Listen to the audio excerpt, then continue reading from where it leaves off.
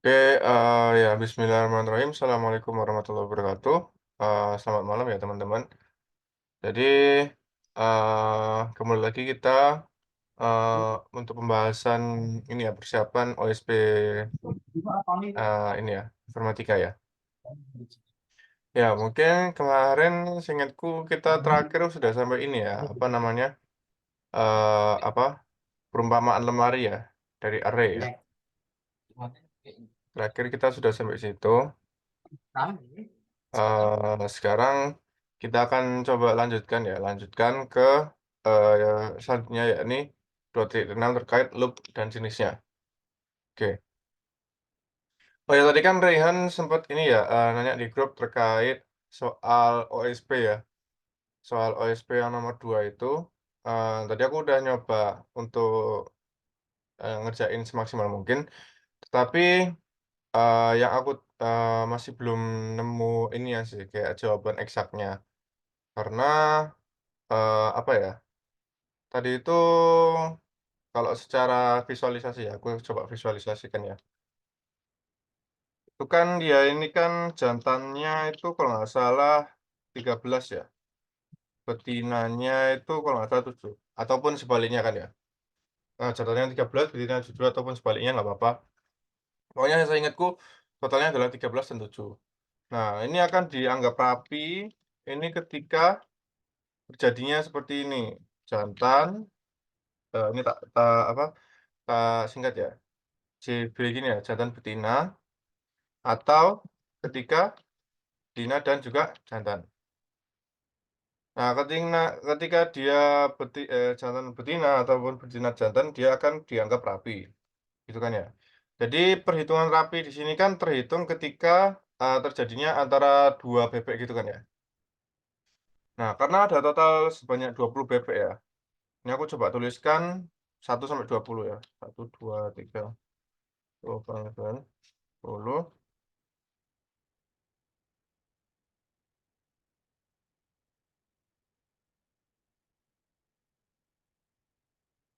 Kayak gini ya. Nah, terus, untuk menghitung rapi, sebenarnya, untuk menghitung rapi maksimum itu lebih, akan mudah dan lebih apa, menghitung kayak, berapa banyak opsi rapi yang bisa terjadi, itu menurutku lebih mudah. Kenapa? Karena kita hanya perlu fokus ke ini ya, ke bagian stripnya aja atau istilahnya bagian, apa, hubungan antar ininya, hubungan antar, bebeknya. Misal di sini, eee, kan total stripnya atau total hubungannya gini kan, di sini kan totalnya ada berapa? Ada 19 ya, ada total 19. Lalu, apa, untuk yang maksimum ya, contoh aku ambil case ketika maksimum.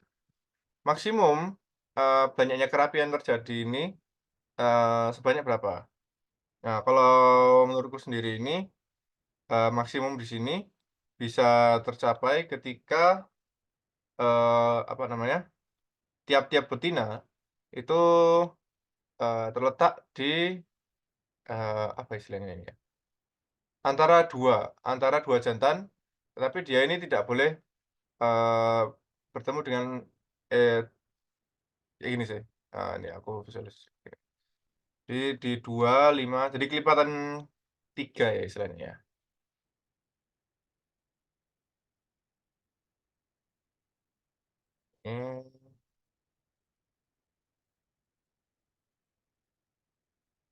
1, 2, 3, 4, 5, 6, 7.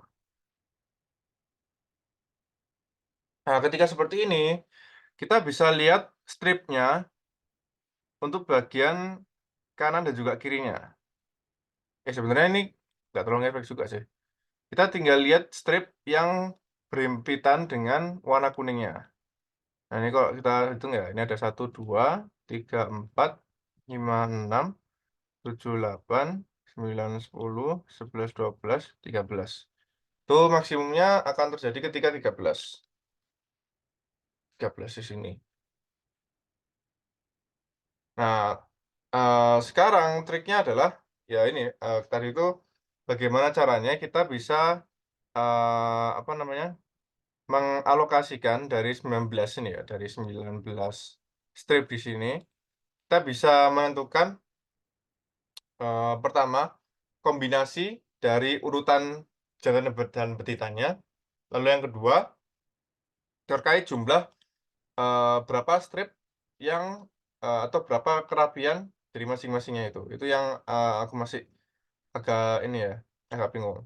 Karena kalau di contoh kita coba permutasi biasa ya. Kalau permutasi biasa, apa ya, kita, kita gunakan permutasi dari 6, apa, dari 13 per 7 itu 20 ya, 13 p tapi dia antara jantan dan betina dianggap unik ya, dianggap berbeda ya. Mmm,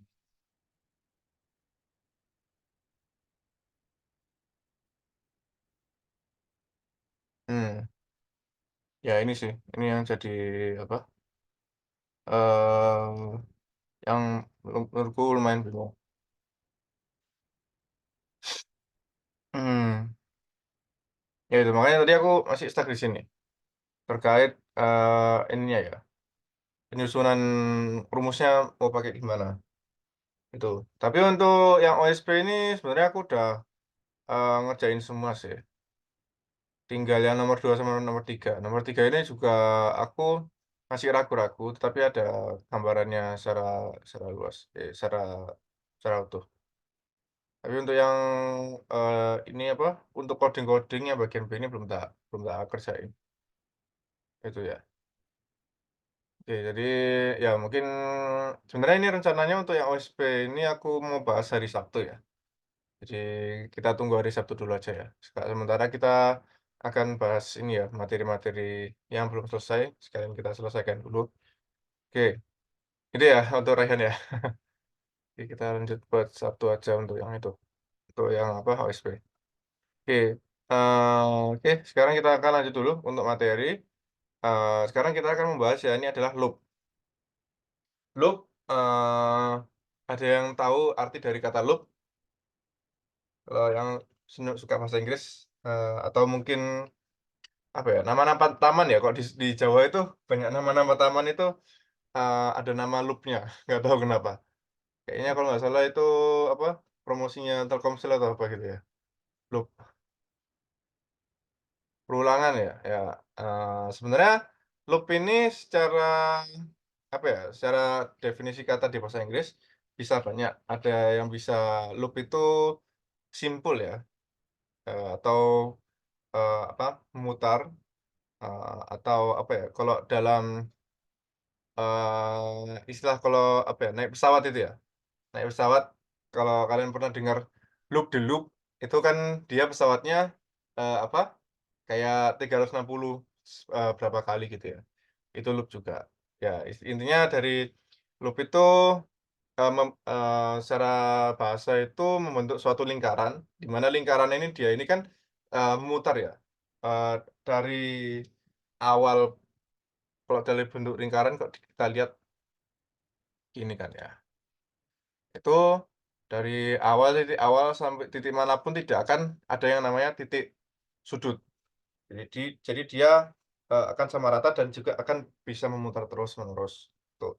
Itu arti dari kata loop, ya.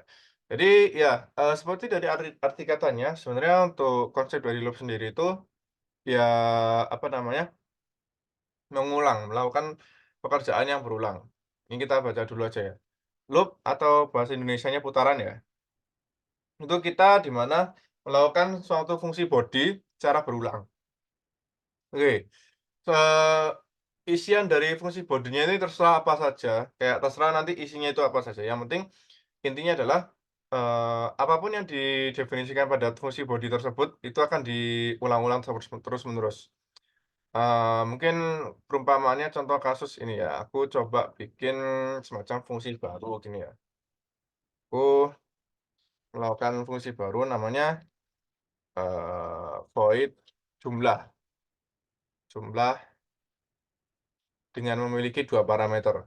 Masih ingat parameter kemarin ya? Parameter adalah parameter adalah suatu masukan yang akan dapat digunakan dalam fungsi tersebut. Oh iya, kalau semisal kalian, definisikan fungsi, jangan lupa mendefinisikannya harus di sebelum fungsi main. Sebenarnya bisa setelahnya, tetapi kalian harus istilahnya memanggil, mendeklarasikan nama fungsinya dulu, terus kalian bisa deklarasikan setelahnya itu juga bisa. Cuman ya lebih mending dideklarasikan di awal aja. Ini kalau nggak salah, contoh aku mau bikin suatu fungsi namanya fungsi jumlah. Fungsi jumlah ini, memiliki 2 input ya. Yang pertama adalah input dari, apa, penjumlahannya, yang kedua adalah input dari, berapa kali. Maksudnya berapa kali yang akan dilakukan. Nah, kalau semisal kita coba mau, buat di luar fungsi gini ya, mau coba buat di luar fungsi, aku mau bikin, apa, apa namanya, aku butuh menjumlahkan suatu angka, contoh aku angka X ya, aku ingin jumlahkan terus-menerus angka X ini, dengan, nilai 10, contoh, aku jumlahkan 10. Nah, terus ternyata, eee, setelah aku jumlahkan 10 ternyata aku perlu jumlahkan 10 lagi. Nih, aku perlu jumlahkan 10 terus, sebanyak berapa kali? Sebanyak 100 kali. Nah, masa dengan, menjumlahkan 10 ini, aku harus tulis sebanyak 100 line? Masa ditulis sebanyak ini gitu kan ya. Ya ini aja masih berapa kali ini nggak sampai 30 kali, nggak sampai 20 kali, ini udah lumayan kan ya lainnya kan ya. Nah itu, maka dari itu adalah, fungsi atau gunanya dari suatu, loop. Loop itu istilahnya banyak, kalau di bahasa pemrograman Dart itu ada namanya iterator istilahnya. Itu seperti loop juga, tetapi loop-nya ini berdasarkan isiannya secara langsung, bukan berdasarkan indeks. Biasanya kan oh ya nanti, maksudnya indeks itu apa, Kak? Maksudnya isian itu apa, Kak? Nanti kita bahas ya. Tapi intinya itu, iterator atau ada juga itu namanya map ya. Map map itu memetakan ya, istilahnya adalah memetakan, ada juga ngelis, itu juga ada, istilah-istilah seperti itu. Itu biasanya bisa menggunakan atau mengimplementasikan yang namanya loop, gitu di situ. Entah itu loop itu berdasarkan indeks atau berdasarkan objeknya secara langsung. Oke, itu ya. Ya itu tadi terkait konsep loop udah paham ya harusnya ya.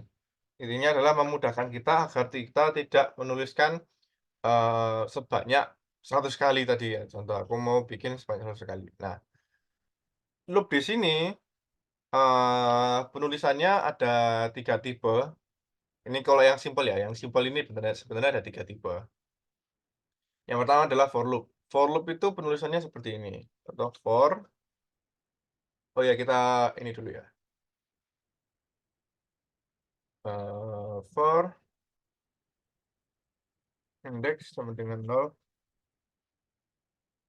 indeks kurang dari kali indeks plus plus. Di sini, apa, kita harus definisikan variabel baru, integer total ini ya, sama dengan 0, total sama plus sama dengan penjumlahan. Lalu di sini kan cout total headline. Nah, di sini aku kan udah mendefinisikan fungsinya, nanti kita bisa, panggil di main. Tinggal panggil aja. Jumlah. Nah, di sini penjumlahannya kalian mau, berapa? Maksudnya penjumlahan itu kalau di aritmatika kan P-nya itu ya. P-nya semisal aku mau tadi ya, contoh case tadi 10, lalu untuk berapa kalinya tadi kan contohnya 100 ya. Nanti kita bisa lihat di sini. Oke, sebenarnya sebelumnya aku akan jelaskan terlebih dahulu. Jadi, for loop itu dia ada, gunanya adalah ya looping, tapi looping-nya di sini, bisa dibilang salah satu yang paling jelas. Maksudnya gimana? Untuk mendefinisikan suatu for loop dalam, parameternya di sini atau kurung buka, kurung tutupnya ini, terdapat 3 bagian. Yang pertama, eee, kita harus mendefinisikan yang namanya variabel indeks. Variabel indeks di sini, kita gunakan sebagai apa? Kita gunakan ini sebagai, apa, menghitung berapa banyak, kalinya atau ini sekarang udah dilakukan untuk urutan ke berapa gitu ya. Nah, untuk indeks ini sebenarnya nggak harus dimulai dari nol, tetapi idealnya dimulai dari nol. Kenapa? Karena, nanti akan berhubungan juga dengan, ya materi kalian yang sebelumnya terkait array. Array di sini ketika kalian definisikan contoh tadi, kemarin itu ini ya, ini ya, contoh di sini lemari. Lemari kalian definisikan, int lemari lemari dapat menyimpan berapa variabel. Mereka bisa menyimpan 4 variabel. Nah, lemari di sini mereka, secara indeks itu di awal dari nol. Jadi ada lemari nol, lalu ada lemari satu, lemari 2, dan juga lemari 3. Jadi, meskipun dia penulisannya adalah 4 maka tapi dia indeksnya dimulainya dari nol, 0 sampai 3. 0 sampai 3, tetapi dia totalnya 4 kan ya, karena nol, ini ada satu, ini ada 2, ini ada 3, ini ada 4. Jadi ketika dijumlahkan akan tetap menghasilkan 4, tetapi indeksnya dimulai dari nol. Dan jangan lupa juga untuk nilai indeks itu usahakan selalu integer. Mengapa? Karena ketika kalian gunakan pada array itu, apa, indeks pada array di sini, ini dia harus integer juga. Jadinya ya agar memudahkan kalian aja sih, gitu.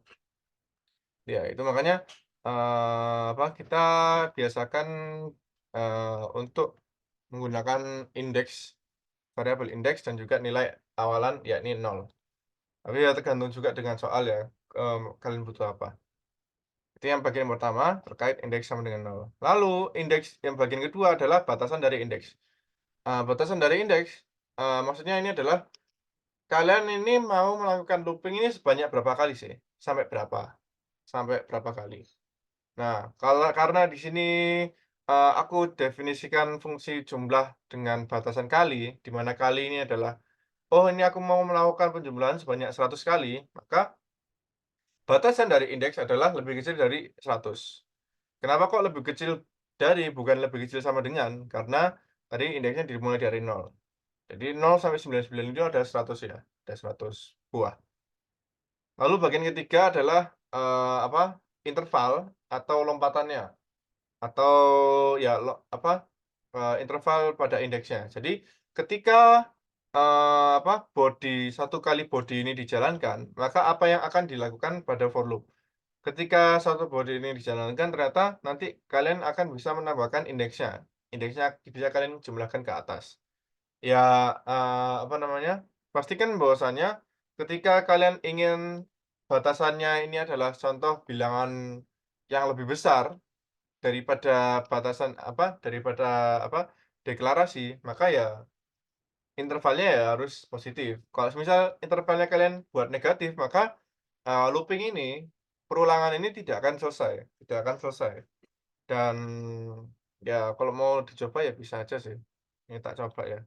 Dia nanti ketika di-run pastinya akan, ngeluarin ini terus, nilai terus, eee, terminal.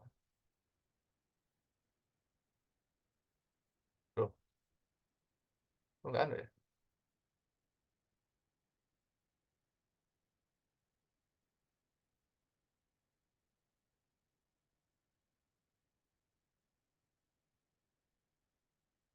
Oh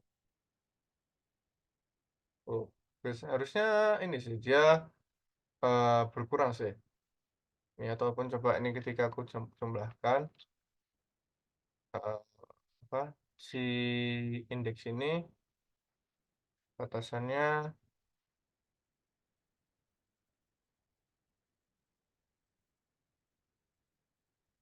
Mmm,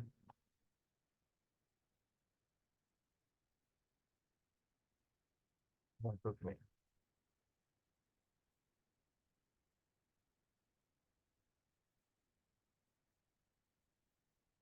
Tuh, oke.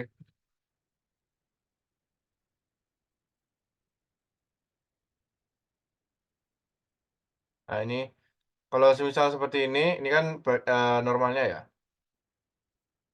Ya lah ini. Kalau normalnya, dia, ketika batasannya ini harus lebih kecil daripada suatu batasan, maka di sini dia akan dijumlahkan. Agar yang awalnya dari nol, maka batasannya tadi kan contoh aku inputnya 100 ya. Maka, ketika dia bertemu dengan 100, maka dia tidak akan menjalankan body kembali. Nah, ketika dia di sini kalian antara interval dan juga batasan ini dia dia saling apa ya istilahnya, tidak akan bertabrakan, maka ya looping-nya sebenarnya harus akan jalankan terus-menerus. Cuman ini ya karena mungkin VS Code sudah lumayan advance ya, terminalnya, jadinya kalau semisal ada kayak perulangan atau yang tidak akan di-break, maka dia tadi ada kayak semacam, error message-nya tersendiri paling ya, seperti itu, kemungkinan besar. Itu ya, itu, terkait untuk for loop. Jadi for loop ini, cocok digunakan ini ya, ketika kita tahu batasan awalnya berapa, kita mau mengawali dari indeks ke berapa, lalu kita ingin kita juga tahu kita ingin looping sampai dengan batasan tertentu. Intinya seperti itu ya, keyword-nya adalah seperti itu. For loop cocok ketika kita mengetahui batasan akhir pemberhentian dari loop. Tuh, itu untuk for loop cocok. Lalu ada tipe ini ya dual ya, ke dual dulu, karena untuk while ini tipenya yang paling beda. Untuk while dual ini sebenarnya dia mirip dengan for loop, tetapi dalam hal penulisan dia ini, berbeda. Jadi misal do ini dia akan mendeklarasikan bodinya terlebih dahulu. Kalau di sini berarti total ya, total plus minus, plus sama dengan penjumlahan, barulah di sini while, baru di sini kita deklarasikan batasannya. Batasannya adalah indeks kurang dari kali. Nah, mungkin ini aku pakai, definisi baru ya. Indeks sama dengan 0.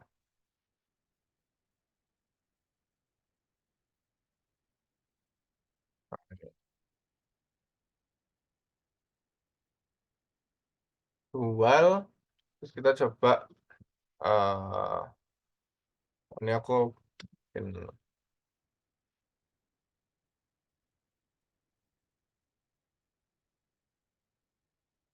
coba kita out kan, total 2.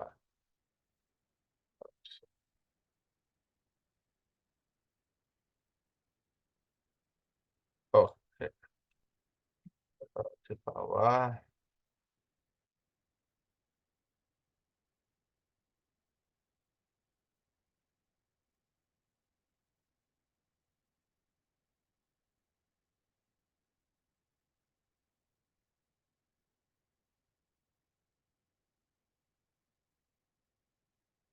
Loh, kenapa ini kok nggak selesai-selesai?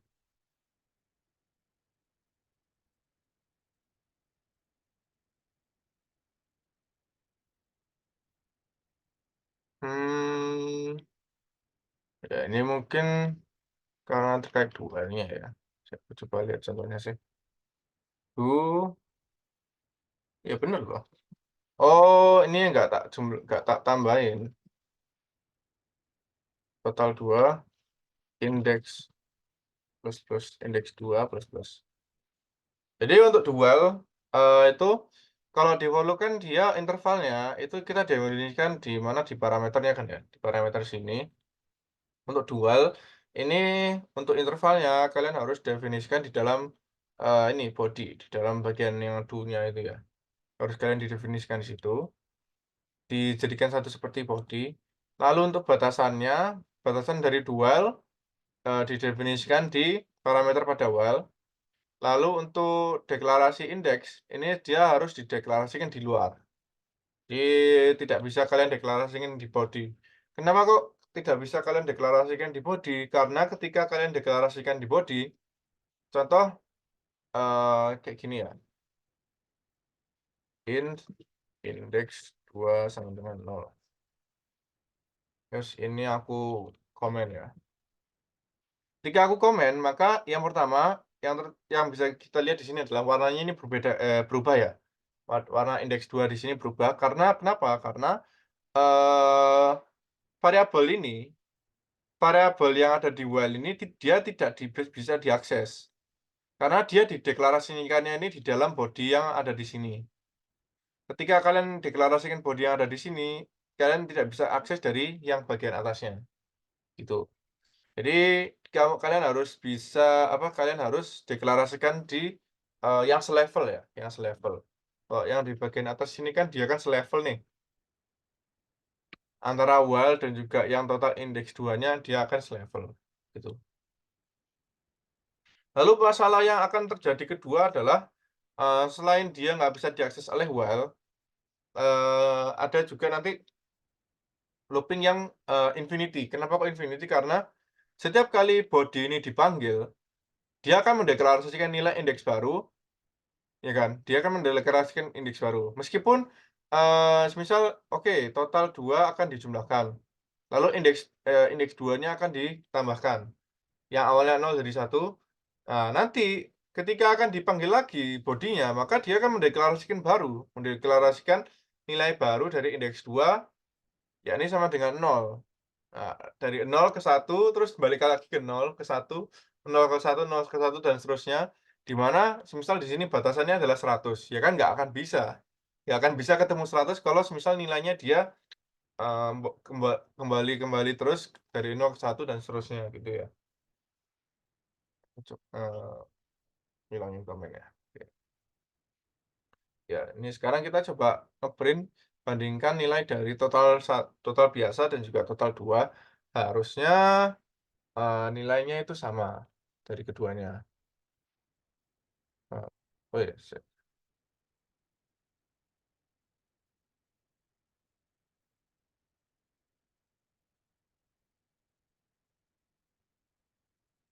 Mmm,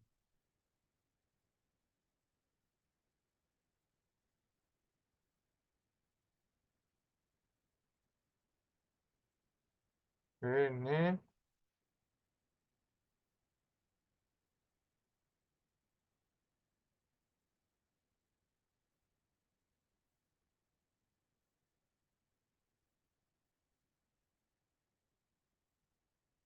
tuh, ini kok nggak bisa di-run ya?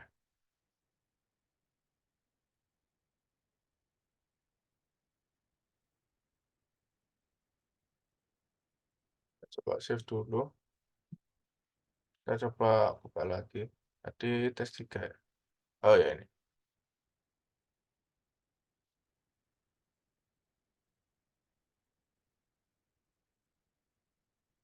Sekarang kita coba run,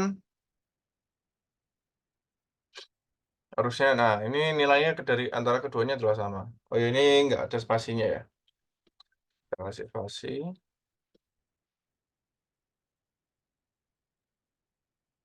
Ini hasilnya adalah 1000 dan 1000. Jadi antara for loop yang pertama, tipe for loop yang pakai ya tipe for loop ini, kalau kita bandingkan dengan dual itu sebenarnya konsepnya juga sama. Dual ini perbedaan dengan for loop ya di penulisannya aja, di Dual. skema penulisannya aja. Kalau di for loop, dia dideklarasikan semua pada parameter, kalau di dual dia dideklarasikannya agak-agak terpisah.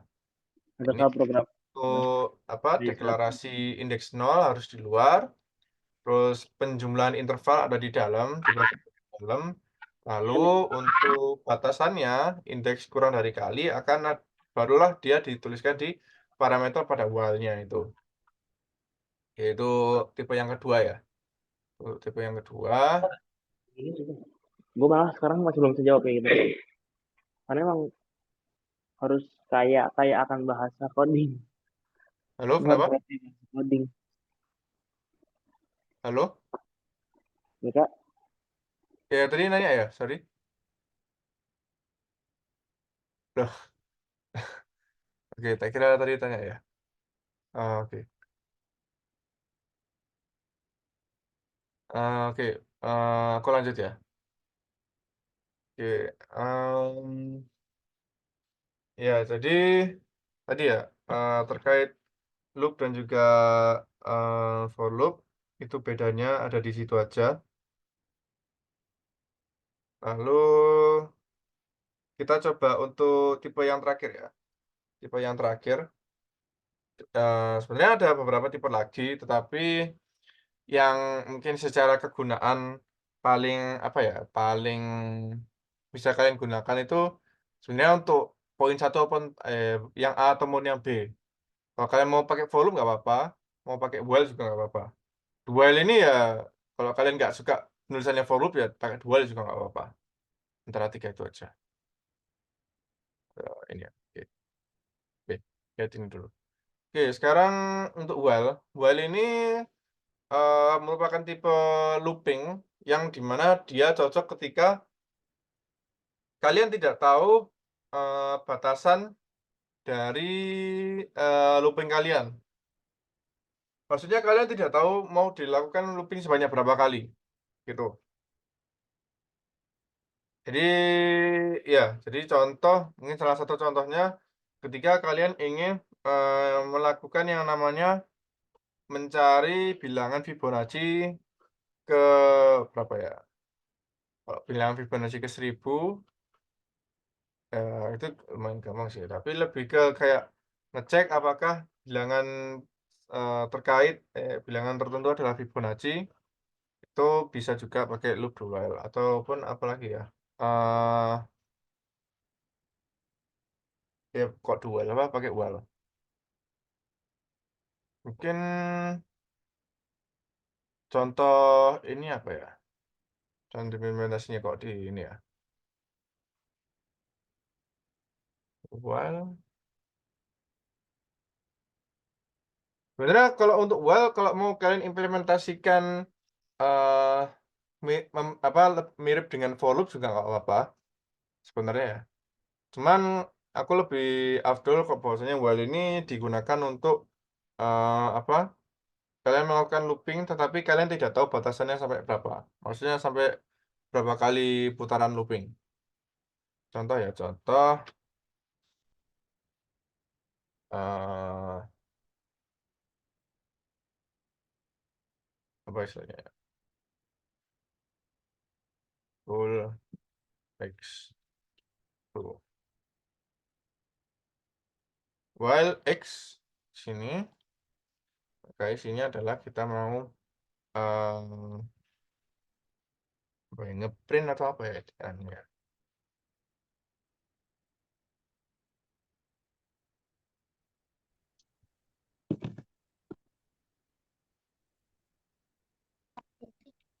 Kalau 3 dan 0,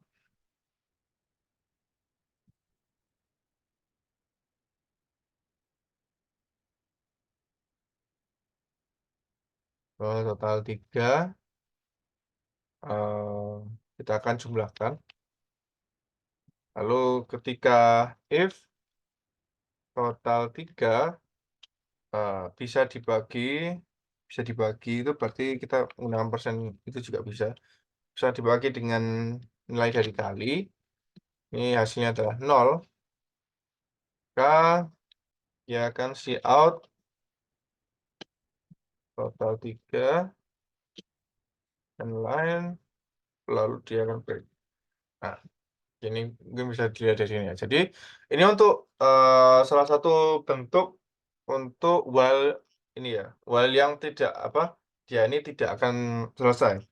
Maksudnya tidak akan selesai, while di sini karena dia ini ada kondisi X di mana X ini true, karena kondisinya pada parameter dia ini pasti benar, true, maka dia akan menjalankan terus-menerus looping ini. Kecuali dia akan berhenti di 2 hal. Yang pertama ketika nilai dari X di sini kalian ubah di dalam, atau yang kedua kalian menggunakan brake. Brake itu istilahnya ya kayak rem ya, kayak apa, ya kereta, kereta itu kan rodanya kan berputar-putar terus, looping terus looping terus. Nah, ketika dipencet brake atau remnya itu, maka dia kan keretanya kan akan berhenti gitu kan ya. Tuh, jadi ya konsepnya juga sama seperti ini di sini untuk brake. While di sini dia akan terus-menerus, apa namanya, ter apa istilahnya, memutar atau dilakukan terus-menerus sampai berapa kali kita nggak tahu. Maksudnya kok nggak tahu, Kak? Karena di sini kita nggak kasih kayak semacam batasan. Kecuali batasannya ini kita definisikan menggunakan if else ya. Itu barulah bisa, kita implementasikan break, lalu di sini kita, apa, contoh di sini kita siaut-kan. Kalau kita bandingkan ya, contoh dari 3 loop di sini kan kalau kita bandingin ya, kalau dibandingin, untuk for loop yang pertama, batasan awal jelas, kita didefinisikan di dalam parameter. Batasan akhir juga jelas, ya kan? Kita definisikan di parameter. Untuk interval, jelas juga, kita definisikan di parameter. Lalu untuk, dual tadi, batasan awal didefinisikan di luar, nggak bisa di dalam maupun di parameter. Lalu untuk interval didefinisikan di dalam body. Untuk well, ini untuk, namanya, apa namanya ini, batasan akhir didefinisikan di dalam well. Lalu untuk while infinite ya, ini kita apa, batasan awal kita harus definisikan di luar, untuk intervalnya kita harus definisikan di dalam, untuk batasan akhir karena ini kita menggunakan konsep yang infinite, maka kita harus definisikan di dalam dengan, 2 cara, yakni ketika suatu case ini dianggap benar, maka dia akan mengimplementasikan break atau cara lainnya adalah kita mengganti nilai daripada X. Jadi X ini contoh jadi false ya. Tetapi bedanya untuk antara, yang break maupun yang X sama dengan false, ketika di bawahnya if else ini masih ada kayak semacam body gini ya, contoh setelahnya, ini masih ada. Ketika dia break, maka yang bagian-bagian bawahnya nggak akan dijalankan.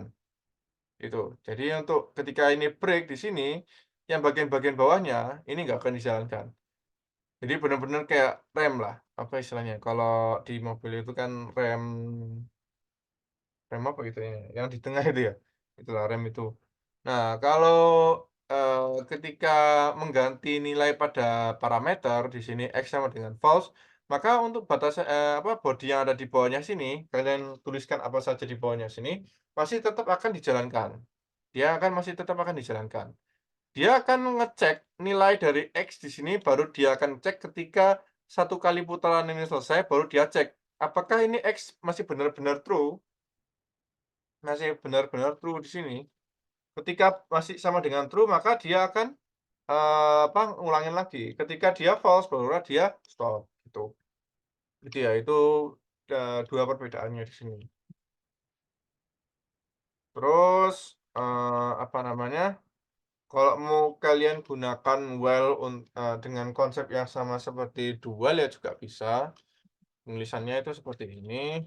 Misal while, ini kita tulis batasannya, batasannya tadi berapa? Indeks 4 kurang dari kali ya. Ini, lalu, oh ya jangan lupa untuk batasan awalnya ini sama dengan berapa? 0 ya. Lalu untuk, intervalnya kita tuliskan di dalamnya.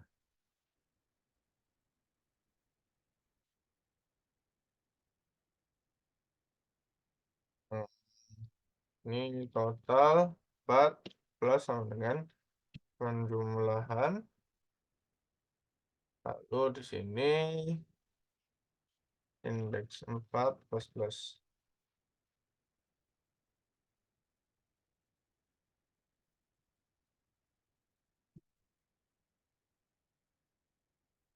4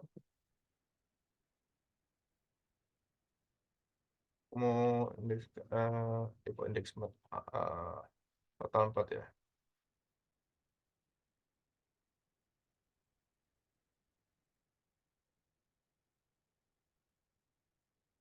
coba tak jalanin. Oke, ini ya, nanti ini hasilnya. Jadi, untuk total 3 dia kan hasilnya 100. Kenapa kok hasilnya 100 teman-teman? Karena di sini total 3 awalnya adalah nol. Setiap kali dia melakukan looping, total 3 kan dijumlahkan terus-menerus. Barulah di sini ada dilakukan pengecekan dengan if else, dengan if ya. If apakah total 3 bisa dibagi oleh kali, di mana kali di sini adalah 100 ya. Kali kan 100. Maka dia, ini pakai fungsi modulus ya. Modulus sama dengan nol. Kalau sama dengan nol maka habis membagi, maka di sini dia akan out nilai dari total 3.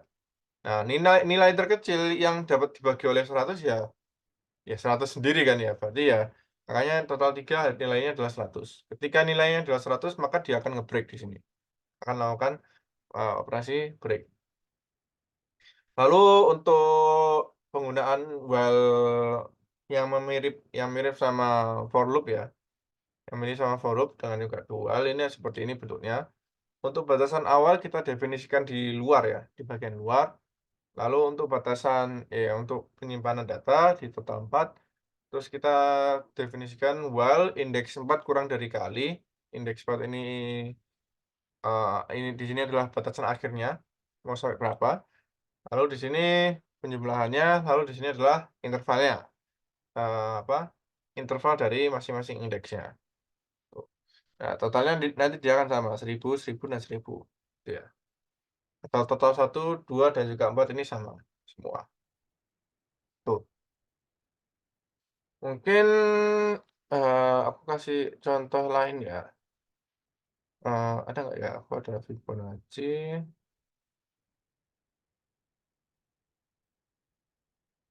ini dek akad,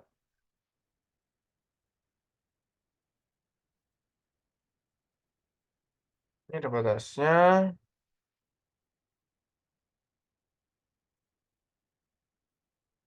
hmm,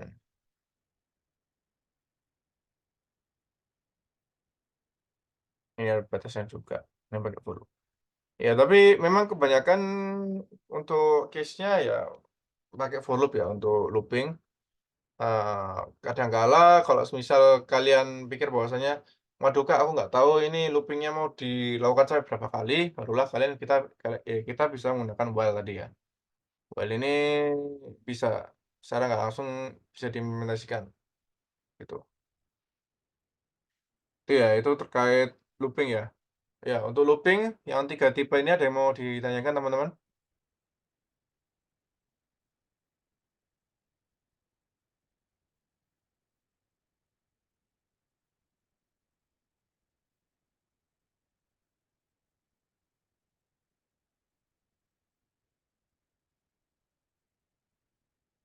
Mungkin belum ya? Oke, itu dari Rehan, belum ada.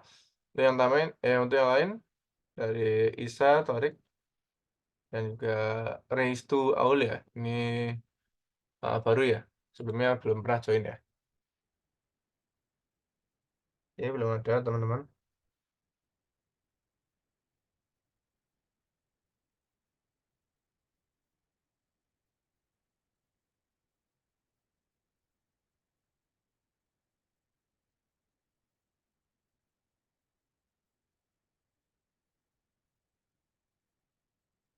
Oke, masih aman ya. Oke.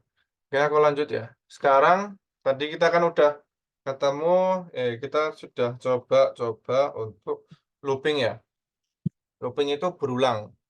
Berulangnya dia apa namanya? Ya, yang berdasarkan ada di dalam body itu. Seperti yang aku tadi sebelumnya sempat, singgung ya, bahwasanya apapun yang ada di dalam body, dia akan diulang, dia akan diulang, terus-menerus sampai dengan batasan tertentu. Nah, inilah muncullah, konsep yang namanya nested loop.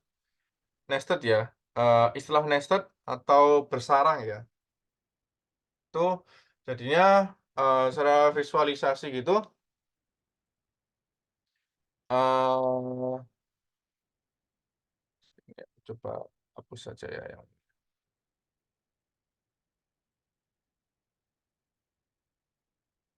contoh di sini, ini ada kali satu, ini ada sorry, ini ada 100 ya, integer kali, in kali 2. Nested loop istilahnya adalah kita meletakkan suatu looping di dalam looping, gitu. Kita meletakkan looping di dalam looping lainnya. Ini contoh, aku definisikan baru, integer total dengan 0, for loop, integer index sama dengan 0, lalu indeks kita kurang dari kali, indeks plus plus. Oh, di sini kita definisikan looping baru. Looping baru, integer indeks 2 gini ya, dengan 0. Lalu untuk batasan dari indeks 2, kita menggunakan kali 2, karena batasannya adalah kali yang kedua. Kalau dari kali 2, indeks 2 plus plus. Nah, di sini barulah total plus sama dengan penjumlahan. Terus di sini kita akan see out nilai dari total. Kalau tadi kan kalau, apa namanya, kita lakukan looping tanpa nest tadi ya, tadi kan outputnya adalah 1000 ya, di sini ya.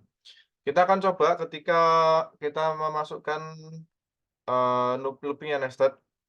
Jadi istilahnya adalah looping di sini, semisal di sini satu looping ya, satu looping di sini akan dilakukan berkali-kali sebanyak looping yang ada di bagian luar. Jadi di bagian dalam, contoh kita akan lakukan 10 kali, dan yang di bagian luar kita akan lakukan 10 kali, maka total dari bagian dalam itu dipanggil sebanyak 100 kali.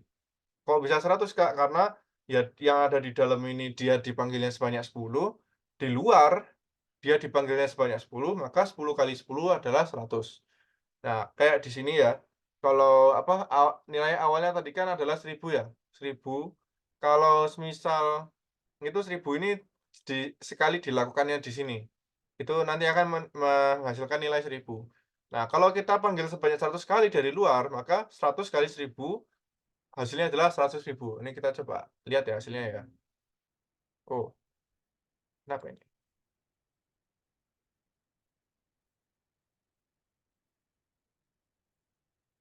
Oh, nah ini tidak komanya nggak ada. Oke. Nah, ini ya dia akan menghasilkan 100.000. Yang awalnya, dalam sekali looping di sini dia, apa namanya, menghasilkan 1000 karena di bagian luar batasnya yang di luar kan 1000 ya, 100 ya, maka 100 kali 1000 hasilnya adalah 100.000. Ini contoh untuk batasan yang ada di dalam kita lakukan sebanyak 10 kali aja deh, kita 10 kali aja, lalu batasan luar kita lakukan sebanyak, berapa ya? 30 lah, 30 kali. Maka ya intinya, untuk yang ada di dalam sini, yang body yang ada di paling dalam, ini akan dipanggil sebanyak 30 kali 10. Kita lihat dari batasannya, ini 10, ini 30 ya. Maka 30 kali 10, ya ini 300. Outputnya dari semua ini adalah harusnya adalah 3000. Karena 300 dikalikan dengan 10 di sini. Nah, ini hasil dia kan hasilnya 3000 ya. Itu ya, itu untuk nested loop. Ini mungkin semoga paham ya untuk secara visualisasinya ya. Nested loop itu looping bersarang.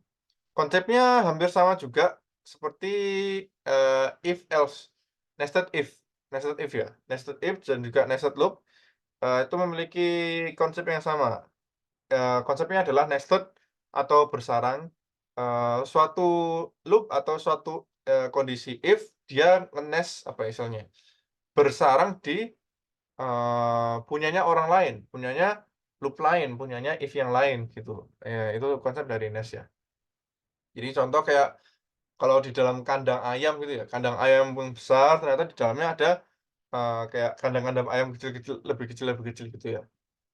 Atau mungkin kalau kalian, tahu mainan yang kayak boneka Rusia itu ya, yang kalau boneka dari luar gede terus, semakin dalam kecil, kayak versinya lebih kecil terus.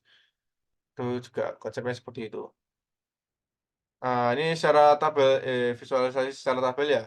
Semisal di indeks loop pada ke A atau, indeks loop yang paling luar ini, dia akan dimulai dari nol ya. Kita mulai dari nol, lalu di sini untuk indeks loop yang B atau indeks loop yang di dalamnya, kita mulai dari nol ya kan. Tapi, ketika yang luarnya masih nol, yang di B ini dia akan melanjut sampai batasnya di sini. Di mana di sini tadi batasnya 100 ya. Ketika dia udah masuk sampai batas, maka barulah indeks yang bagian luar akan menambah, akan tambah jadi satu. Nah, ini tambah jadi satu, yang di dalam, indeks yang di dalam akan dideklarasikan nol lagi dari awal. Ini dilakukan looping terus sampai dengan batas, ya kan. Lalu barulah ketika sudah sampai batas, dia akan, indeks yang di luar akan ditambahkan, dijumlahkan. Itu terus sampai ketika indeks luarnya ini udah mencapai batas, yang dalamnya juga udah mencapai batas, ya udah ini dia tidak akan dijalankan lagi, gitu. Lalu semisal Kak, ketika, aku ingin bikin looping nih, aku juga ingin bikin looping. Nested looping-nya, nggak aku nggak pengen cuman sebanyak, memiliki nest seperti ini ya, nested sekali ya. Jadi, ada looping di dalam satu looping, gitu, tapi aku maunya, semisal aku pengen definisikan looping baru lagi. Contoh di sini aku definisikan looping baru. X3,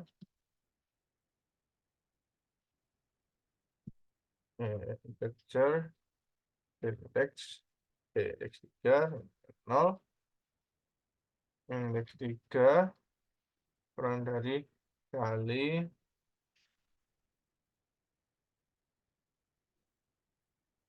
terus. Nah, ini barulah dilakukan penjumlahan di sini. Ya, bisa juga. Sebenarnya batasan dari nested ini nggak ada batasannya. Ya terserah kamu sebagai programmer mau mendefinisikan seberapa banyak apapun. Tapi ya kembali lagi, apakah benar ini, memang yang kalian butuhkan nested sebanyak ini? Karena biasanya secara struktural kok di perkuliahan ya, ataupun di industri, secara struktural, eee konsep nested seperti ini nih, kurang bagus. Karena pol-polan ya biasanya kalau nested ya cuman pol-polan ya cuman 3 kali aja, itu udah 2 atau 3 kali aja, sudah nggak boleh lebih dari itu. Itu secara struktural nggak bagus. Apalagi kalau menggunakan if else banyak banget, itu udah juga nggak bagus juga. Mending, eee, diimplementasikan cara lain.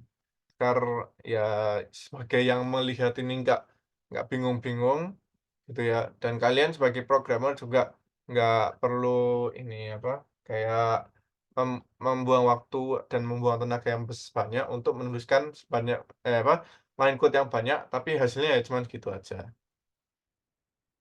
itu sih. Tapi ya sementara, konsepnya seperti ini aja, kita belajar dasar-dasarnya dulu aja. Ini untuk for loop. Tapi kalau untuk for loop kayak nested sampai sebanyak apapun kayaknya dalam contoh soal nggak sampai segitu deh, nggak sampai diimplementasikan seperti itu sih. Oh ya, ini coba kita running ya. Seperti tadi, eee, jumlahnya banyaknya looping adalah berapa? Ya di sini jumlahnya kan, banyaknya looping yang terjadi ya 30 kali 10 kali 100 berarti hasilnya kan, 30.000 ya, 30.000 kita kalikan dengan 10 hasilnya adalah 300.000. Ya, ini hasilnya adalah 300.000 di sini ya, gitu. Iya, itu untuk, terkait, nested looping. Lalu kegunaan nested looping ini sebenarnya untuk apa, Kak? Sebenarnya nested looping ini digunakan ketika kalian ingin melakukan, biasanya perbandingan ya. Ketika kalian ingin melakukan perbandingan itu bisa menggunakan nested looping. ketika kalian ingin melakukan pencarian secara menyeluruh, mmm, nggak pakai nested looping juga bisa sih, ya tergantung kasusnya. Lalu, nested looping ini penggunaannya ya, ada sorting penggunaan yang pertama, ada juga searching penggunaan yang kedua, lalu ada juga Euclidean, kayak, apa namanya, apa istilahnya ini, sumbu ya, sumbu X dan Y. Ini bisa menggunakan konsep nested loop. Nested loop, 2 aja bisa, itu ya. Oke, sampai nested loop ada yang mau ditanyakan teman-teman? Atau sudah paham kita bisa lanjutkan?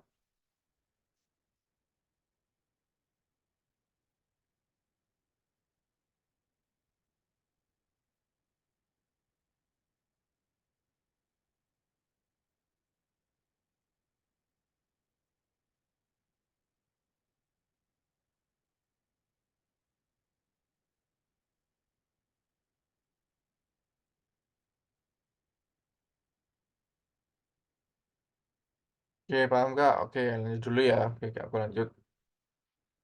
Oke, sekarang kita akan masuk ke bab 2.8. 2.8 ini, sorting ya. Ini aku coba buka langsung aja program sortingnya. Mana Kak ya? Oh, ini array sort.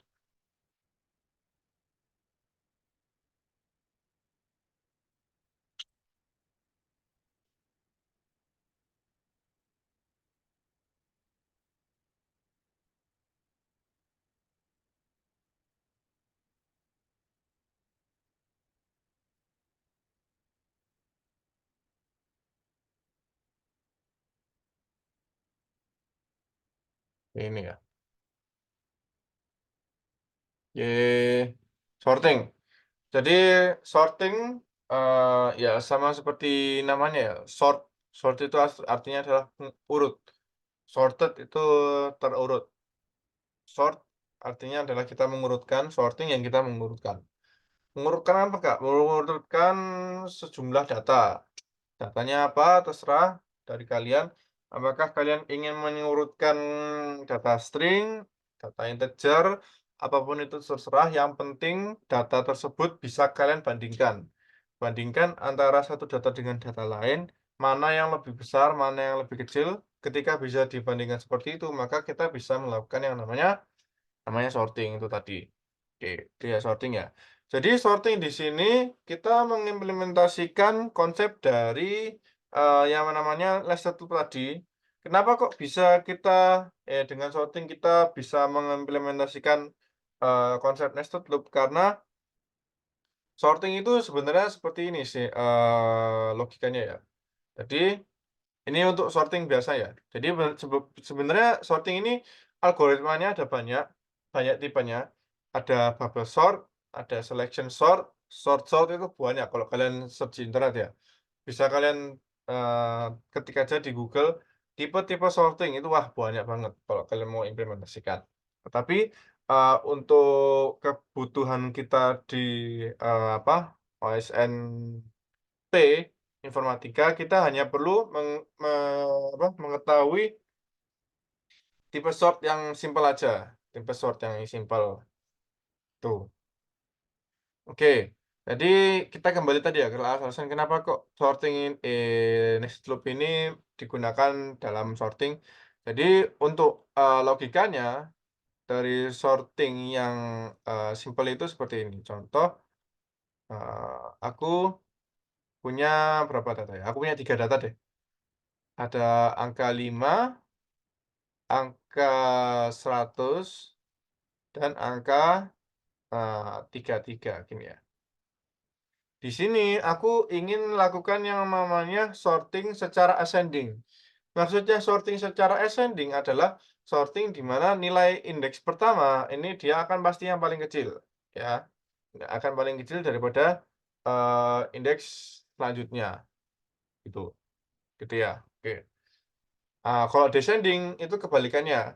Berarti indeks pertama dia harus yang paling besar, lalu diurut sampai dengan indeks terakhir, ini dia paling kecil. Ini kita bandingkan ya untuk ascending dan descending. Untuk ascending, sebenarnya perbandingannya sama ya. konsep perbandingannya, cuman yang dibandingkan apa, ini ya parameter yang dibandingkan aja yang berbeda. Contoh di sini, oke 5 ya, 5. 5 di sini kita gunakan sebagai, jangkar indeks, looping yang pada looping pertama. Lalu di sini 5 nanti kita akan bandingkan berapa? 5 di sini kita akan bandingkan dengan, nilai-nilai di kanannya. Kita mulai pada 100, 100 ini kita gunakan sebagai jangkar pada looping kedua, looping bawahannya sini, aku kasih, tanda Y gini ya. Lalu di sini barulah dibandingkan. Dibandinginnya kayak gimana? Kayak gini. Apakah AI lebih besar dari AC? Kita cek apakah, contoh I itu ini pakai I sama J aja ya. Ini I, ini J, kelihatan nggak ya? Ya itu I itu J ya. Kita bandingin, apakah 5 lebih besar daripada 100? Ya kan? Jawabannya kan tidak kan ya? Karena jawabannya tidak, maka tidak akan dilakukan swapping. Jadi bagian kode yang ada di sini, ini digunakan untuk apa? Untuk swapping. Inti kode di bagian sini adalah untuk swapping. Nah, swapping di sendiri itu, ya logikanya adalah seperti ini. Contoh, variabel 5 tadi ya, ini integer, sorry, integer 5 itu kita simpan di array ke-0 ya. Array ke-0 itu 5, array 1 itu sementara ini adalah 100, lalu array 2 di sini sementara adalah 33, gini kan ya. Oke. Nah, di sini dilakukan perbandingan. Ketika I-nya awalnya adalah 0 dan J yang awal adalah 1, apakah yang array 0 lebih besar dari array 1? Kan enggak kan ya, 5 lebih kecil dari 100, maka dia akan nge-skip. Lalu di sini untuk 5, langkah selanjutnya untuk 5 kita akan bandingkan dengan 33. Apakah 5 dan 33 ini, apakah 5 lebih besar dari 33? Karena tidak, maka tidak akan dilakukannya yang namanya swapping. Ketika untuk array 0 di jangkar I sudah selesai diperiksa semuanya untuk semua case yang J, maka di sini kita bisa lanjut ke, I-nya di sini kita bisa lanjut ke ini, ke nilai array, nilai indeks yang selanjutnya yakni 1. Sekarang I sekarang ada di sini ya, I sekarang ada di sini. Nah untuk J selanjutnya ada di array kedua. Kenapa kok J di sini? Karena I-nya sudah ada di indeks ke-1, jadi di sini dia ini adalah nilai awalnya adalah I+1. Nih, oke. Terus di sini barulah dicek, apakah 100, apakah I lebih besar daripada 33? Jawabannya kan benar kan ya? Maka akan dilakukan yang namanya swapping. Swapping di sini nggak bisa secara langsung kayak langsung disama dengankan gini ya. Contoh, array 1 sama dengan array 2. Nggak akan bisa seperti ini. Kalau semisal seperti ini, maka array 1 sama dengan array 2 ya, maka di sini array 1 nilainya di sini akan menjadi 33, benar 33, tetapi untuk array 2 dia nilainya masih tetap 33. Kenapa kok dia masih tetap 33 untuk array 2? Karena array 2-nya di sini kita nggak definisikan teman-teman, nggak definisikan sama dengan berapa. Kalau misal kita definisikan kembali sama dengan array 1, nanti nilainya tetap 33 juga. Kenapa? Karena array 1 sebelumnya sudah diubah menjadi 33. Array 2 kita sama dengan kan array 1, di mana array 1 sama dengan array 2. Nah, bingung kan ya? Jadi dia akan tetap sama dengan 33. Barulah di sini kita perlu yang namanya, variabel temporary. Gunanya untuk apa, teman-teman? Gunanya variabel temporary di sini adalah untuk menyimpan nilai agar nilai tersebut tidak hilang, gitu ya. Kita definisikan variabel temporary di situ, mungkin temp sama dengan, array 1 ya, array 1 sorry ya Allah, sama dengan array 1. Nah, maka di sini temp nilainya adalah sama dengan berapa? Sama dengan 100. Karena berapa? Karena array 1 kan masih 100 ya di sini ya. Nah, di sini array 1 sama dengan array 2, maka di sini array 1 sama dengan 100, sama dengan 33 sekarang. Lalu untuk array 2 dia masih sama dengan 33, nggak berubah. Lalu dilakukannya array 2 sama dengan temp. Dia akan nge-reference atau memanggil kembali temporary, nilai temporary tadi. Barulah di sini nilainya untuk array 2 akan sama dengan 100. Untuk array 1 ya tetap, karena ya nggak berubah kan ya.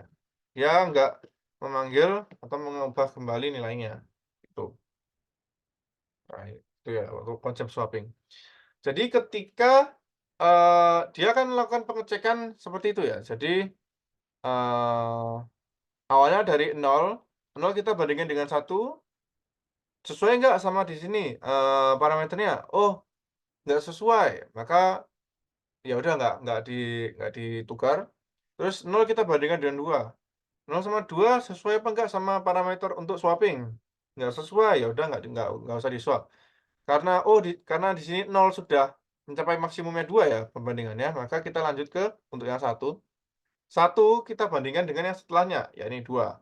1 dengan 2, apakah 100 lebih besar dari sesuai dengan di sini parameter swapping? Oh sesuai, karena 100 ternyata lebih besar dari 33. Udah barulah dilakukan yang namanya swapping, gitu ya. Itu untuk sorting. Untuk perbedaannya dengan beberapa tipe sorting yang lain apa, Kak? Perbedaannya dengan beberapa tipe sorting yang lain adalah, yang pertama waktu yang ditempuh dan juga metode lah, intinya yang berbeda adalah metodenya. Kalau ini kan kita kan langsung melakukan swapping ya, antar indeks dan dilakukan pengecekan satu persatu. Itu ya kalau semisal ini, datanya cuma 3, dilakukan pengecekan tadi totalnya berapa kali? Eee, 0 dengan 1, 0 dengan 2, 1 dengan 2. Dilakukan sebanyak 3 kali. Nah, bayangkan kalau semisal data kalian ada 1 juta. Wah, itu kalian, bandingnya sebanyak berapa kali ya? Wah, itu kan lumayan kan ya, kalau seperti itu. Nah, itulah gunanya adanya beberapa tipe sorting.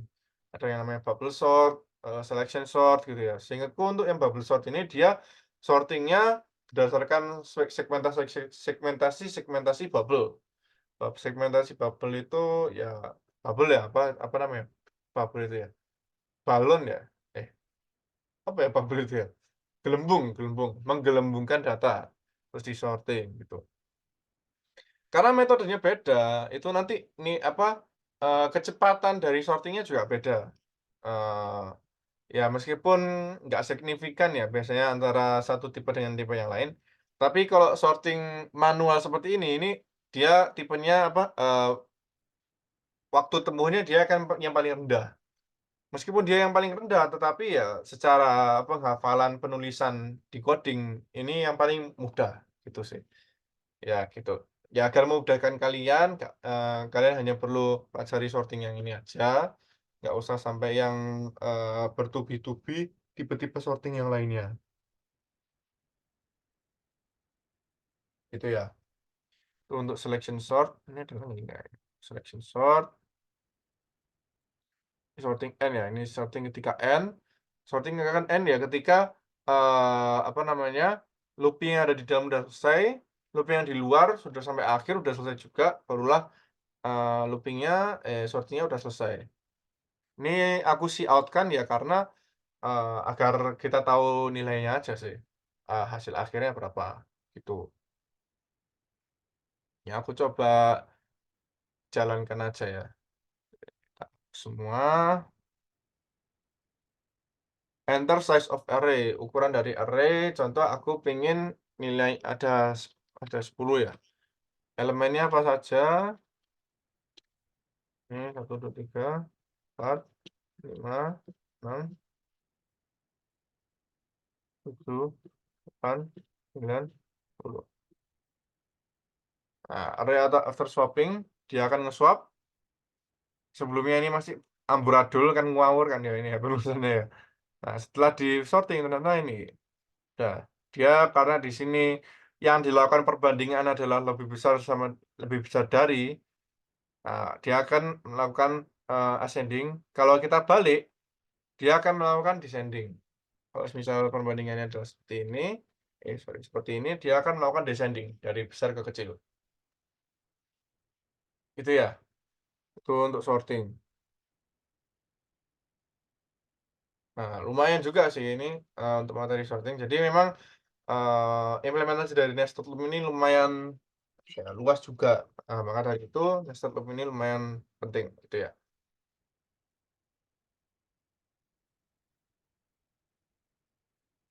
Oke, untuk sorting ada yang mau ditanyakan teman-teman?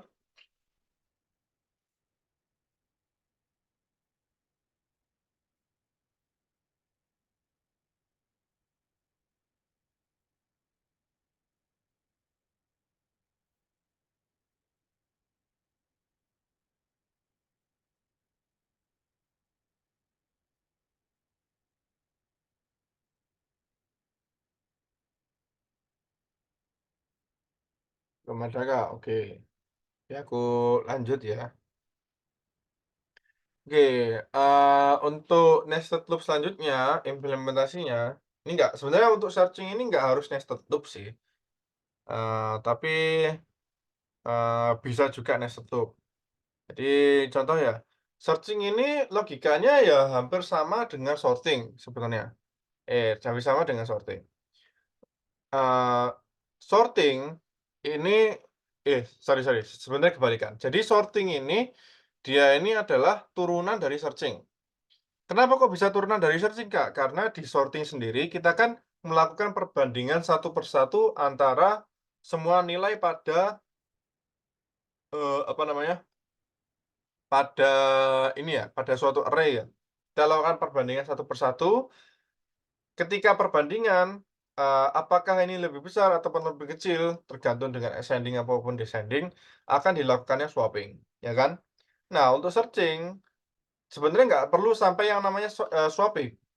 Yang penting dia dilakukannya perbandingan, apakah A sama dengan B, ya udah, intinya seperti itu aja bedanya untuk, itu ya, untuk searching ya. Kalau di sini kan tadi kan kita sorting ini kan kita kan if A lebih besar dari AC gini ya. Nah, kalau searching kita ingin mencari kan ya, ketika I sama dengan AC, lalu di sini kita mau melakukan apa? Contoh kita mau melakukan, printing ya, printing AI gini, ya terserah nggak apa-apa. Yang penting istilahnya sorting itu, ya apa, searching itu seperti itu. Apakah, searching ini harus menggunakan nested loop? Enggak juga. Kenapa? Karena, ya kalau pakai loop biasa aja, loop sekali aja juga bisa. Karena kan di sini contoh ya, contoh aku bikin suatu nested loop baru, fetcher index kurang dari n.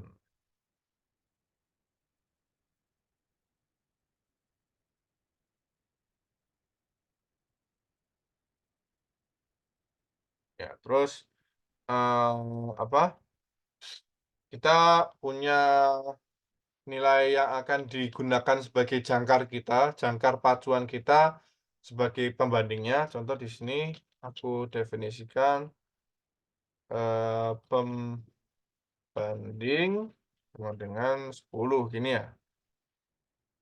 Nah, lalu di sini if A indeks sama dengan pembanding, maka dia akan melakukan out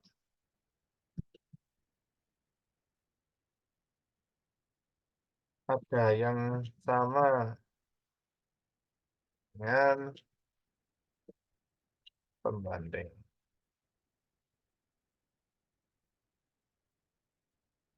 Contoh gini ya. Nah, ini kita coba run. Ups. Ukuran dari arraynya berapa? Ukuran dari arraynya 10, elemennya apa saja? 1, 2, 4, 5, 5, 6, 7, 8, 9, terus terakhir 10. Nah, Karena ini ada angka 10-nya di dalam, apa, di dalam datanya ini, ya udah maka akan dilakukan cout di sini, gitu. Ini kan meskipun dia nggak pakai nested ya, pakai looping sekali aja bisa karena kita yang penting membandingkan satu per satu gitu kan ya. Nah kalau sorting ini dia membandingkan satu per satu sebanyak 2 pangkat. Karena, eee, semisal untuk angka apa, yang di ini kan yang dijadikan jangkar yang pertama adalah A indeks ke I. Nah, kita akan melakukan yang namanya perbandingan untuk A indeks ke J dari I+1 sampai dengan sekian, sampai dengan akhir kan ya. Nah, ketika sudah sampai akhir, maka jangkarnya di sini akan berubah. Yang awalnya I-nya sama dengan 0 akan menjadi I-nya sama dengan 1, gitu. Ya, istilahnya searching berkali-kali ya, untuk sorting ya. Searching berpangkat ya, itu untuk, sorting. Kalau bisa sorting, pastinya akan bisa searching. Gunanya untuk searching itu apa, Kak? Ya untuk semisal kalian mau mencari data tertentu, nilai tertentu gitu kan ya, itu kalian bisa menggunakan searching. Misal contoh tadi di sini, "Oh aku mau tahu di array ini ada yang nilainya 10 apa enggak sih?" Ataupun, "Oh di array ini ada yang nilainya 100 apa enggak?" Ya udah kalian bisa gunakan yang namanya searching, gitu. Gitu ya. Itu untuk, apa namanya, algoritma searching. Ada yang mau ditanyakan teman-teman?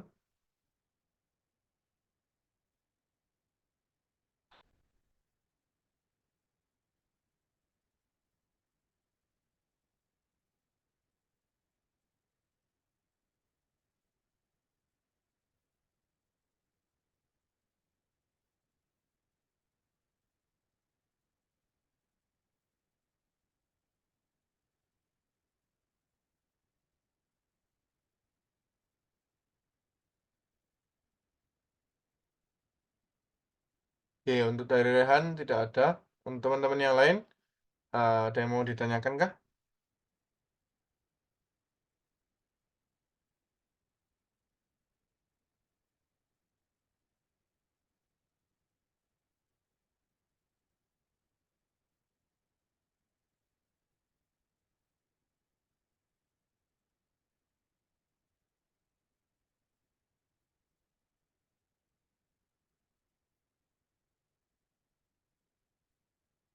Oke, oke masih belum ya? Oke, mungkin ini kita akan, bahas materi terakhir ya, yakni materi Euclidean. Lalu untuk besok kita akan lanjutkan fungsi dan parameter. Oh, masih ada lagi ya? 11 dan 12. Sama mungkin, ya apa, kita coba buat coding-coding simpel ya. Ya Fibonacci, sorting ini udah ya, sorting udah, ya seadanya dah. Atau mungkin kayak pencarian bilangan prima dan seterusnya ya. Itu kita akan lanjutkan besok. Oke, sekarang untuk Euclidean X dan Y. Euclidean X dan Y itu konsepnya kita bisa implementasikan menggunakan nested loop juga. Kenapa kok bisa pakai nested loop? Karena contoh di sini untuk looping yang bagian paling luar kita bisa gunakan untuk X. Kenapa kok untuk X, Kak? Karena X ini secara penulisan koordinat kan X ini lebih dulu kan ya? X, Y ya. Ini makanya secara looping juga kita ya disiplin aja sih biar nggak bingung. X ini kita bisa gunakan di bagian yang paling luar, lalu untuk Y kita bisa gunakan di bagian yang paling dalam. Nah, contoh semisal aku, ini aku hapus saja yang banyak buat yang ini. Contoh di sini, for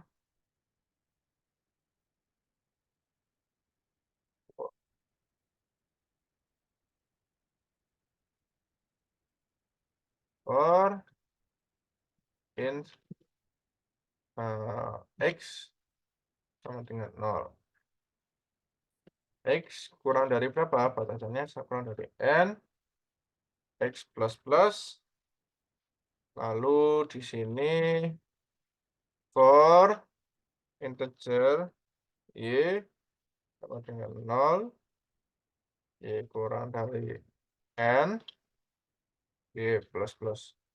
N ini berapa, Kak? N ini tadi Kalau di sini sebagai batasan banyaknya jumlah indeks pada array ya. Tadi kan kita kan contohnya masih 10 ya. Nah, ini pada sini contoh aku akan ini out, apa ya, bintang lah, bintang. Nah, lalu ketika dia untuk setiap Y-nya dia ini, sudah ngasih out bintang, barulah aku mau kasih endline endline. Tuh, kita coba jalankan.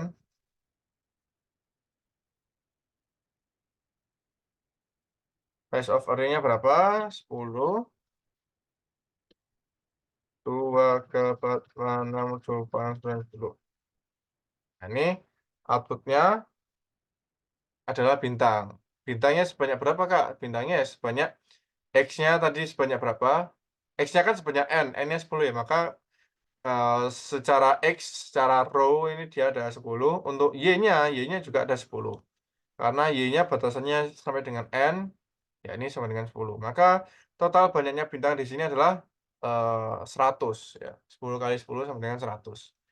Ini konsepnya bisa kita gunakan, untuk bidang Euklidian, sumbu X dan sumbu Y. Nested loop, penggunaan nested loop dan juga array 2 dimensi ataupun 2 dimensi ini kita bisa gunakan untuk Euclidean ya, sumbu X dan Y. Bahkan kalau semisal kita mau melakukan nested loop sebanyak 3 kali, lalu dimensinya sebanyak 3, maka kita bisa gunakan sumbu X, Y, dan Z. Wah, itu udah 3 dimensi kan ya. Jadi kita bisa kayak buat, apalah gitu ya secara 3 dimensi, tetapi mungkin secara gambarnya di sini visualisasinya agak kesulitan. Karena ya yang kita lihat di layar ini kan ya 2 dimensi, jadinya agak kesulitan untuk menggambarkannya, itu ya. Tuh, salah satu implementasinya ini aku sempat bikin program apa ini ya, program tic-tac-toe, masih ada nggak ya? Ini kita menggunakan, array 2 dimensi. Kalau kalian, ngerasa, "Wah, ini kayaknya seru nih, program bisa membuat game." Ya, justru itu, game itu dibuatnya dari program-program itu. Ada nggak ya? Oh, Fibonacci.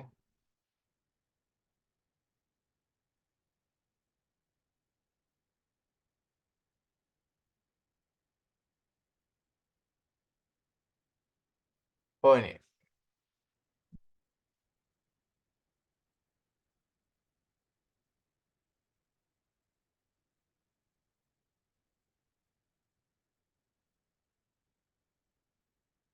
Oke, misal player per satu. Oh, ini kita inputkan secara grid-nya ya. Mungkin aku mau input satu satu gini ya. Dia akan menggambarkan di tengah. Lalu untuk player 2, contoh gambarkan di grid 00 ya, paling kiri, kiri atas. Kita lanjut, berapa ya, 01, lalu ini dia mintanya 1. Misal untuk player 2, 11, loh nggak bisa, gridnya udah keisi, nggak bisa. 12, di sini, 20. Di situ, terus player 2-nya mau ke 13, 00. Sini dia mau ke 22, 1. Berapa lagi yang belum lagi? 02, 21. Wih, seri. Loh kok seri? Padahal dia menang ini. Ya X yang menang. Itu ya, itu implementasi untuk sumbu X dan Y. Ya, kalau semisal X dan Y ini sebenarnya lebih gampang sih kok divisualisasikan. Karena grid-nya cuma 2 dan dia grid-nya sumbunya cuma 2 dan karena bidangnya di sini 2 dimensi ya. Apakah bisa Kak, kita bikin program catur pakai ini, eee, C++ biasa ini? Ya bisa saja, tapi ini tic-tac-toe saja ini aku udah bikin manual sebanyak inilah, lumayan. Karena pengecekannya ini masih satu persatu. Ini nggak bagus lah istilahnya ya. Kalau pengecekan yang pakai if else sebanyak ini, hitungannya nggak bagus ya, itu ya. Oke, itu sih, itu terkait sumbu X dan Y ya. Itu pergabungan implementasi antara, apa, array 2 dimensi dan juga, nested loop sebanyak 2 kali, gitu. Itu ya. Sampai sini ada yang mau ditanyakan teman-teman? Sebelum kita akhiri, udah sampai sampai mau jam 8:30 ya.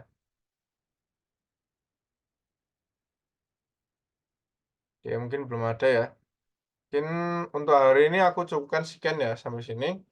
Besok kita akan lanjutkan dari bab 20.2.11 ya, dan mungkin kita kerjakan, apa, beberapa, ya contoh-contoh program lainnya aja.